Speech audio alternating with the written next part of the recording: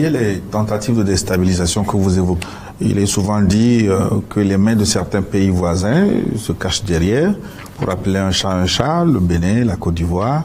Est-ce que les relations ont évolué avec ces pays voisins? Est-ce que vous êtes prêt à une désescalade et à quelles conditions, camarade président?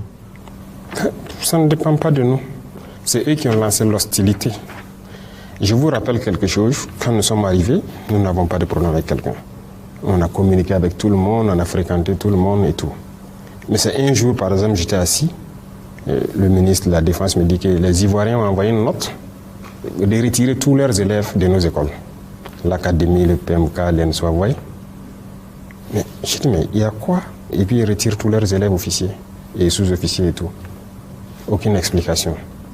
Il dit, mais préparez donc à la réciprocité pour faire venir nos enfants, parce qu'on ne sait pas qu'est-ce qu'ils ont derrière la tête et qu'ils font cela. Voilà le point de départ. Le premier acte posé par les Ivoiriens. Nous aussi, on a fait rentrer donc nos élèves et on a laissé partir les élèves. Et petit à petit, on a commencé à voir les actes d'hostilité vis-à-vis de nous. Pas de souci. On prend le Bénin et autres. Nous, on n'a pas provoqué quelqu'un. Mais on a tous vu, quand encore ils ont voulu transporter une guerre dans notre région, mais qui était au devant? Le président Ouattara est sorti qu'il va envoyer un bataillon, il a tout préparé et tout. Nous attendons son bataillon toujours. Le président Bénin a dit qu'il faut la force, ils vont faire la force, ils vont faire la guerre. Nous attendons. Nous sommes prêts à faire la guerre aussi. Il n'y a pas de désescalade possible tant que les mentalités sont comme ça. C'est lui qui cherche, il va trouver. Donc ce n'est pas nous qui avons commencé.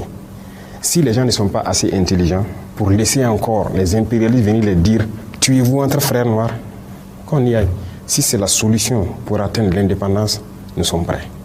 Mais personne ne va nous asservir encore. Nous sommes prêts à cela. Nous nous battons. Nous nous battons déjà. Parce que le terrorisme, c'est une manifestation de l'impérialisme. Donc, ne parlez pas de désescalade tant que la mentalité n'a pas changé. Il y a des gens, chaque mois ou chaque 2 mois, il faut qu'ils courent aller à Paris, aller prendre les ordres. Et revenir pour appliquer. Ils ne sont pas libres. Ils ne sont pas libres. Nous, par contre, personne ne nous dicte ce qu'on doit faire. On gouverne en fonction de nos populations, du besoin de nos populations. Nos populations ont besoin d'eau, on fait tout pour donner l'eau. Ils ont besoin d'avoir l'autosuffisance, de manger à leur faim, on fait tout pour cela. Ils ont besoin de sécurité, on se bat pour leur donner la sécurité. Ils ont besoin de routes, de développement, c'est ce qu'on se bat pour faire.